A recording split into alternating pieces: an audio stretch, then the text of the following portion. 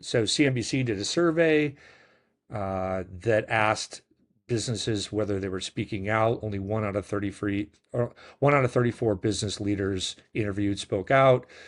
1/3 of those who did not said it was not relevant to our business. Okay, I'm going to read this quote. I want to get your reaction test, and then I'm going to finish my rant, but I want your input here. This is what one of them said. It would be a breach of management's fiduciary duty to use our business for such tangential political purposes. We do not view our silence as an endorsement of current administration policy, action, or personality. What's your reaction to that quote, Des? Do you have one? Just that, my name is Bennett and I ain't in it, I guess. I don't know. But yeah, it I just mean, it's almost like this is going to be like Where's Waldo with this podcast, right? We're going to have to every single episode we're going to come back to money, money, money. It's our fiduciary duty, right? Gee, thanks. Like that must have been written by an AI, or tangential political purposes. The murder of two people is tangential. I really wish I knew who this business was, because while they may not view their silence as an endorsement, I sure as shit do. And I would love to know who they are so I can no longer spend my money with them. Um, okay, so wrapping up my rant, I appreciate your patience with this, Des. I'm going to hand the mic over here to you in a second.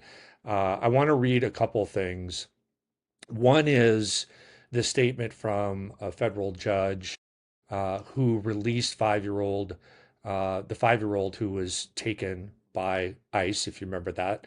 That made national news. The viral video of that, the guy with the little, he had the little hoodie on and his little backpack. Judge Fred Biery uh, really lit into the Trump administration. And this sounds like something out of 1842, but I love this. Observing human behavior confirms that for some among us, the perfidious lust for unbridled power and the imposition of cruelty in its quest know no bounds and are bereft of human decency, and the rule of law be damned. Doesn't that sound like something like a judge in 1842 would have wrote? Um, and then you have Hillary Clinton, again, like total irony that we decided on this. And then she posts a piece in the Atlantic that's called MAGA's War on Empathy. We're going to get more to that in a second, but this is one comment from her. Whatever you think about immigration policy, how can a person of conscience justify the lack of compassion and empathy for the victims of Minnesota and for families torn apart or hiding in fear, for the children separated from their parent or afraid to go to work?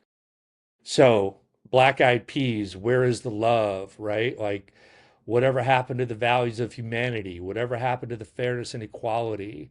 Instead of spreading love, we're spreading animosity. Lack of understanding leads us away from unity. You got to ask yourself, where is the love? Or, as I keep thinking, what the fuck is wrong with people? And I'm sorry, but I don't get it.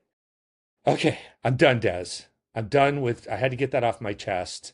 Yeah. yeah, How are you? How are you taking this from me? I mean, honestly, as a black woman, this is par for course. This has been our reality. And I guess for white people that haven't had to navigate this or deal with this or experience it, it's like, oh my God, like what? And it's like, well, yeah.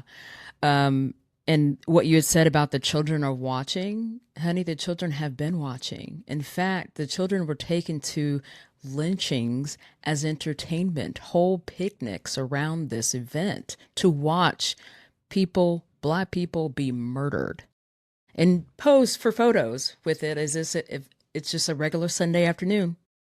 So when I think about the idea of like, oh, like we've lost our empathy, I'm like, uh, did we have it? Because stories like this have been happening. This is just the 2020 version of this story, if you ask me. And it's funny, the first thing it was interesting how the algorithm works. As soon as that occurred, last weekend, not this past weekend, I did notice that I was being fed different videos from folks talking about like, see, black women been telling y'all this, yada yada yada, that were things that were Yeah. posted even like back in November, December, and I was like, oh wow, okay. The algorithm is algorithming, but essentially, like, yeah. just like we have been learning more about what atrocities have occurred that have been covered up. I'm thinking about, of course, the Indian boarding schools.